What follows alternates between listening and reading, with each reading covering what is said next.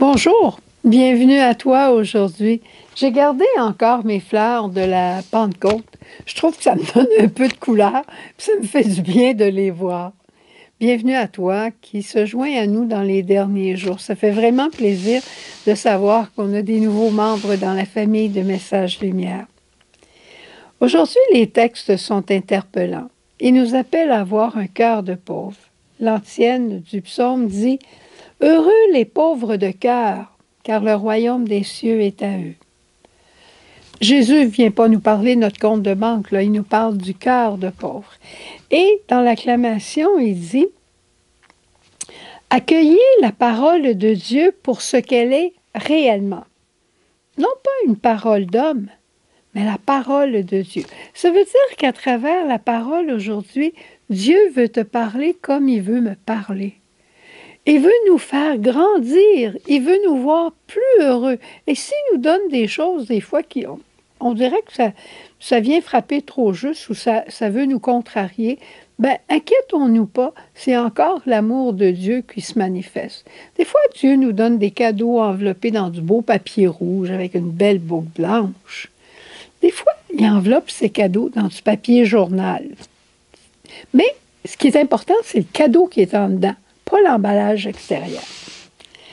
D'abord, dans l'Évangile, il y a il y a une chose qui m'a vraiment frappée.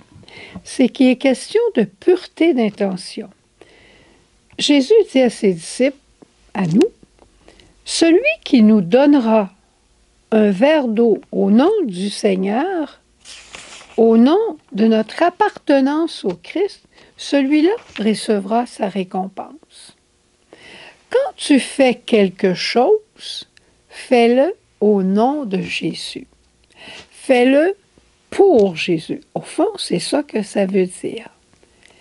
Mais notre intention, elle n'est pas toujours si pure que ça. La béatitude de la pureté, bienheureux les cœurs purs, c'est les cœurs qui ont tout donné, qui se sont livrés. La béatitude du cœur pur va avec la parole de Jésus en croix quand il dit à Jean, « Voici ta mère ». Ce qui lui restait de plus précieux à Jésus, c'était sa mère qui était là et il l'a donnée à Jean.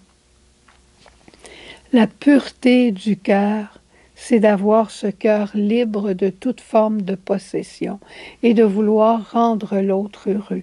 Je vis pour rendre l'autre heureux. L'autre avec un grand A qui est le Seigneur, mais l'autre aussi avec un petit A, des fois qui est une personne qui n'est pas que je préfère ou que j'aime entre toutes.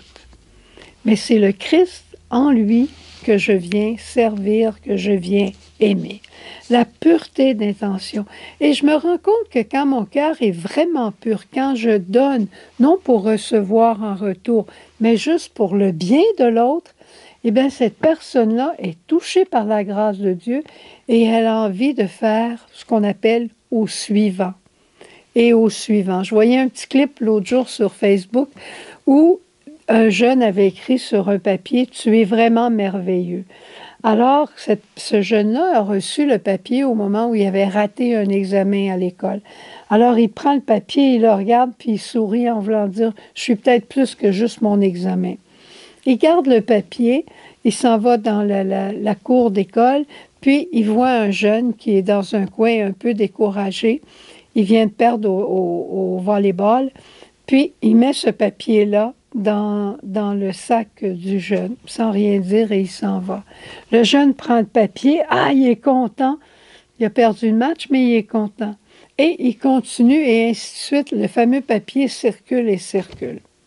Ça, c'est parce qu'au départ, il y a eu un geste gratuit dans lequel le Seigneur a passé. Et dans la première lecture de Saint Jacques, Saint Jacques, c'est le fils du tonnerre avec Jean. Hein? Jésus les a appelés comme ça. Alors Jacques, il nous parle exactement comme il parlait dans son temps. Il dit, « Vous autres, maintenant, les riches, pleurez, lamentez-vous sur les malheurs qui vous attendent. Lamentez-vous, les riches.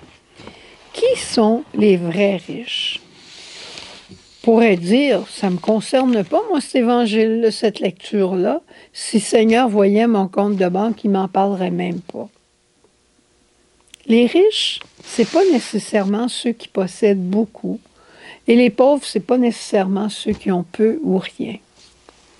Le riche, c'est celui qui veut tout pour soi.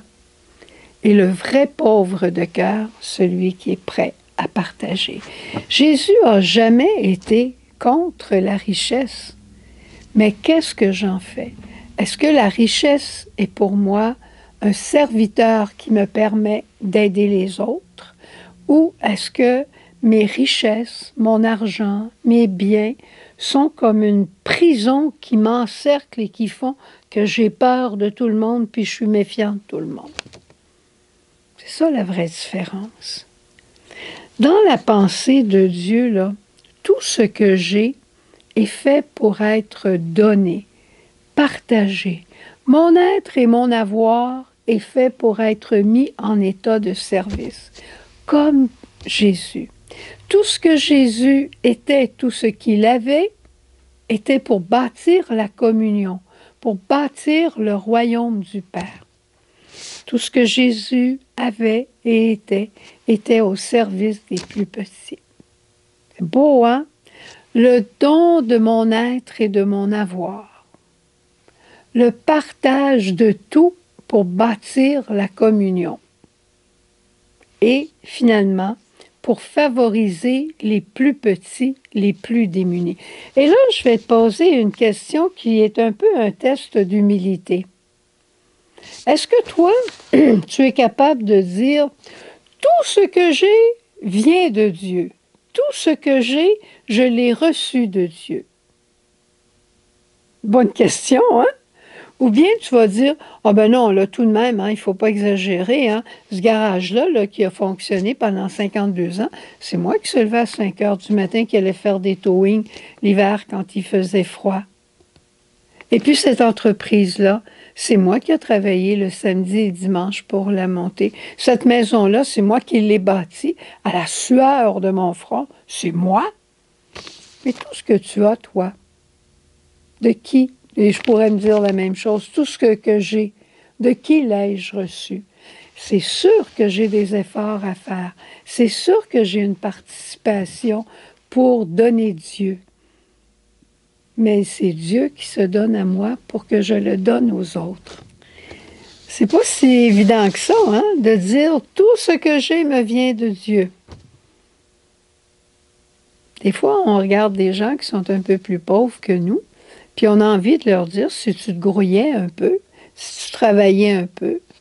Mais des fois, les gens sont beaucoup plus démunis qu'on peut le penser.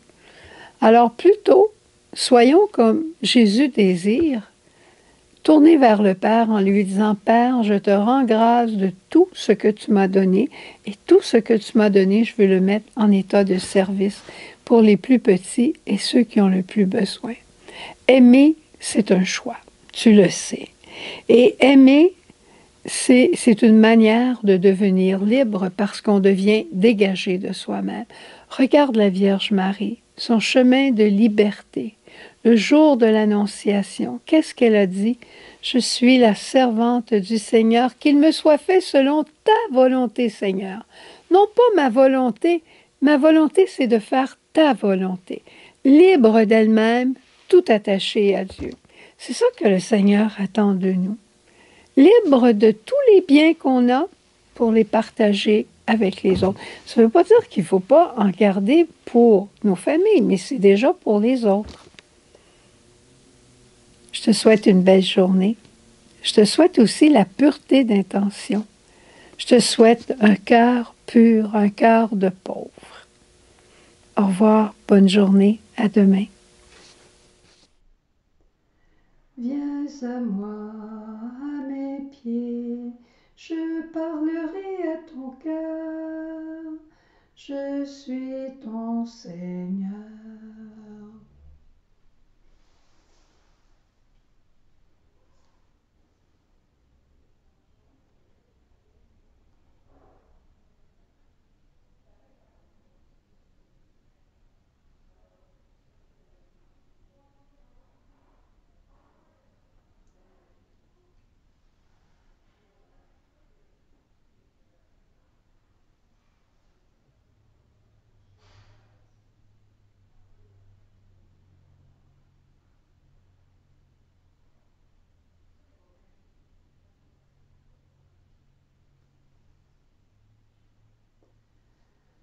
Douce Marie, que je t'aime, ô doux Jésus, je t'adore.